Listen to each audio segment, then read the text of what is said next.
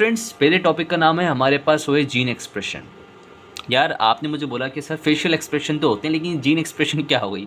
ये gene expression किस बला का नाम है? आप सब लोगों को खुशामदीद मेरे चैनल बायोलॉजी मेरे साथ में। स्टूडेंट्स, अगर आप मेरे चैनल बायोलॉजी मेरे साथ में न्यू है तो काइंडली आप मेरे इस चैनल को यार काइंडली सब्सक्राइब ज़रूर कर लीजिए, क्योंकि मैं आप सब लोगों के लिए इतनी मेहनत से इतने प्यारे लेक्चर डिज़ाइन करता हूँ। पहले ये मुझे खुद को रीड करने पड़ते हैं, तो यार तो आप मेरी सबसे प्यारा काम ये क्या करेंगे, मेरे इस यूट्यूब चैनल को सब्सक्राइब कर लो ताकि मुझे थोड़ी सी सपोर्ट मिल जाए कि ये हमारा चैनल ग्रो हो जाए काफ़ी जल्दी, ताकि फिर हम और भी अच्छे अच्छे कॉन्सेप्ट क्लियर करके अच्छे अच्छे कॉन्सेप्ट क्लियर करेंगे आपके बाद जो स्टूडेंट्स आएंगे उनके लिए भी। तो स्टूडेंट्स आप इसे ग्रो करते रहिए ताकि जो न्यू आने वाले लोग हो उनको मेरा चैनल जल्दी से मिल जाए।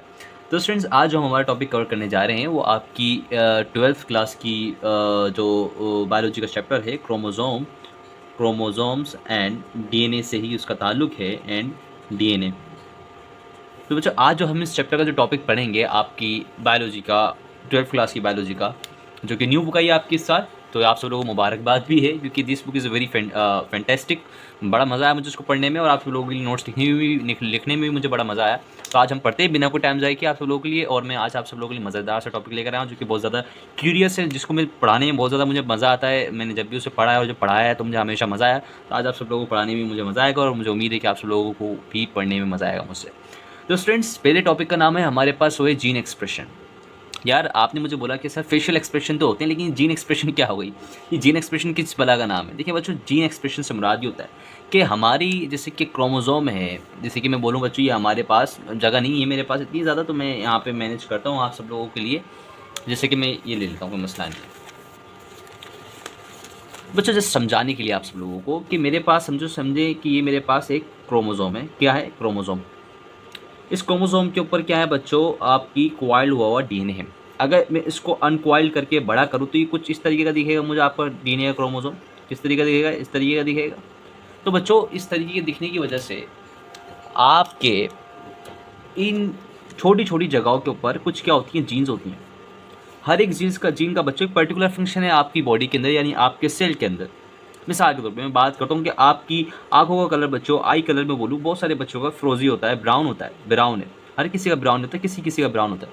क्यों है? क्योंकि इसकी इन्फॉर्मेशन आपकी जेनेटिक मटेरियल में थी, आपकी मदर एंड फादर के पास थी, इस वजह से वो आपके पास आई और जो उनमें डोमिनेंट थी वो एक्सप्रेस हो गई। अब एक्सप्रेस कैसे होती है बच्चों, ये बात आज हम समझेंगे।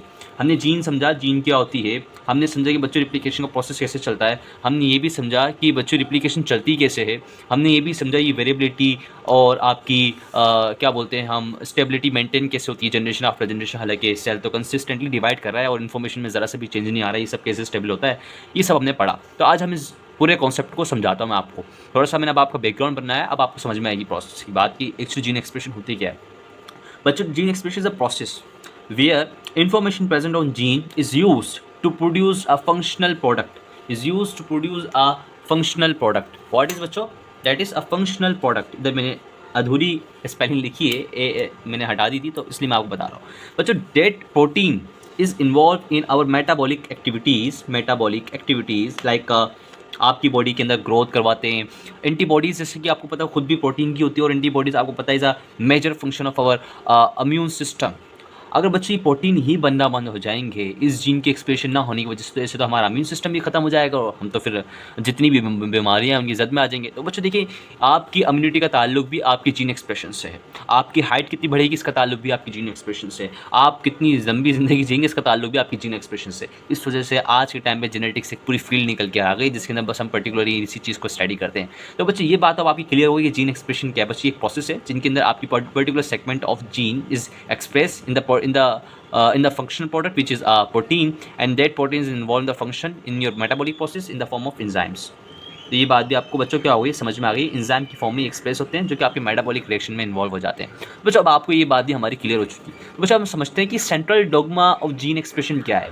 बच्चों, ये जो पूरी हेडिंग है ना, ये आपकी बुक में डली हुई है और ये बड़ा फेमस टॉपिक है पूरी जेनेटिक्स की दुनिया का या पूरी मॉलिक्यूलर की दुनिया का। जो भी बंदा मॉलिक्यूलर बायोलॉजी पढ़ना शुरू करता है उसको central dogma of gene expression पढ़ना पड़ता है, क्योंकि बड़ा मज़ेदार टॉपिक है। इसको समझने में भी मुझे बड़ा मज़ा आया, आपको भी आएगा। देखिए, अगर हम इसकी इंग्लिश में मतलब समझे ना बच्चों, सेंट्रल डोग्मा, तो उसका मतलब होता है बच्चों बेसिक प्रिंसिपल। क्या होता है, बेसिक प्रिंसिपल। अगर इसको हम मॉलिक्यूलर बायोलॉजी के रिलेशन में समझने की कोशिश करते हैं तो इसका मतलब हो जाता है चेंज। वो क्या हो जाता है, इसकी पूरी एक स्टेटमेंट है।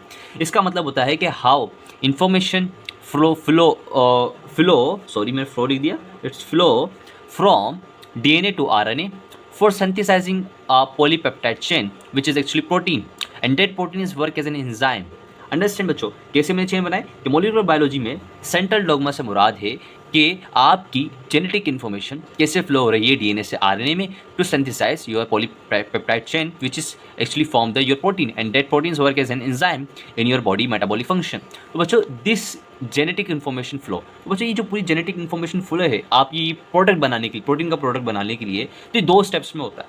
एक तो इसमें ये स्टेप जो भी हम पढ़ लें इसको हम सुपरफिशली पढ़ लें जस्ट अंडरस्टैंड करने के लिए। इसके लिए मैं कोशिश करूँगा कि आपको मैकेनिज्म भी समझाऊं कि बच्चों ट्रांसलेशन कैसे होती है, ट्रांसक्रिप्शन कैसे होती है। वैसे यूट्यूब पे अवेलेबल है, बहुत सारे लोगों ने मुझसे अच्छा भी पढ़ाया है, मैं ये नहीं कहता कि मैं अच्छा पढ़ाता हूँ, तो आप उनकी भी वीडियोज़ जाके देख सकते हैं बड़े गौर से। तो बच्चों जो ट्रांसक्रिप्शन का प्रोसेस है मैं आपको जस्ट सुपरफिशली अंडरस्टैंड करवाने के लिए अगर बोर्ड में अगर आपके पास आ जाए तो कुछ अल्फाज मैं आपको दे दूँ कि आप खुद भी इसे लिख सकें। तो बच्चों ट्रांसक्रिप्शन क्या कहती है कि in this process information on specific part of DNA is copied in a complementary form। आपको पता है कॉम्प्लीमेंट्री फॉर्म क्या होती है कि अगर एक स्ट्रैंड में हमारे पास एक इन्फॉर्मेशन अवेलेबल है तो उसके अल्टरनेट खुद ही बन जाती है। That is a complementary strand जो खुद ही बन रही है, सही, क्योंकि उसके अकॉर्डिंग ही बनती है, उसके बिना नहीं बन सकती। तो बच्चों टू फॉर्म, अब जब वो कॉम्प्लीमेंट्री स्ट्रैंड फॉर्म हो गई है तो बच्चों वो जो कॉम्प्लीमेंट्री स्ट्रैंड थी वो अब क्या फॉर्म करेगी, आपका mRNA फॉर्म करेगी। सही, क्या फॉर्म करेगी बच्चों, mRNA, and which carries information of genetic information of DNA encoded form from nucleus to ribosome to make protein। अच्छा बच्चों ये यहाँ तक आपकी बात ट्रांसक्रिप्शन खत्म हो गई। जब जैसे ही वो mRNA बना, जैसे ही mRNA बना तो यहाँ पर आपका ट्रांसक्रिप्शन प्रोसेस खत्म। अब यहाँ से जो ये जो प्रोसेस शुरू हो रहा है प्रोटीन बनने का, यहाँ से जो प्रोसेस शुरू होता है प्रोटीन बनने का, वो कौन से स्टेप में आ जाता है बच्चों, सेकेंड स्टेप में आ जाता है। That step is called translation. In this process information of DNA, information of mRNA, जो इन्फॉर्मेशन है mRNA की जो आई है कन्वर्ट हुई है किसके अंदर, mRNA के अंदर, and that information of mRNA is converted into the correct sequence of amino acid to synthesize protein with the help of tRNA and mRNA and rRNA in ribosome. आपको पता होना चाहिए कि राइबोसोम हमारे सेल के cytoplasm में पाया जाता है, and they are actually protein factories, यानी कि क्या करते हैं, प्रोटीन फैक्ट्रीज है। अब आपको समझ में आए प्रोटीन फैक्ट्रीज कैसे काम कर रही हैं, जाहिर सी बात इनको कोई इन्फॉर्मेशन चाहिए, उसके अकॉर्डिंग तो ये आपके लिए कुछ ना कुछ बनाएंगी, and that information is provided by your gene expression in the form of mRNA, and that mRNA is go toward ribosome, जिससे क्या हो जाता है, फिर आपकी प्रोटीन बन जाती है। That protein is converted into your enzyme and function according to your metabolic requirement.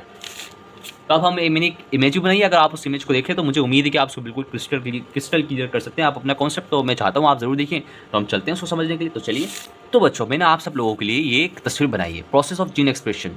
ये बच्चों समझे कि एक पूरा का पूरा सेल है, समझे नहीं, सेल ही है टेक्निकली मैंने सेल ही बनाने की कोशिश की, और ये पूरा आपको न्यूक्लियस का स्ट्रक्चर दिख रहा है। आप समझे कि न्यूक्लियस के अंदर आपके पास पड़ा है DNA, that is DNA strands, DNA double duplex है ना, डबल हेलिक्स स्ट्रैंड्स। तो बच्चों इसके पास है इन्फॉर्मेशन।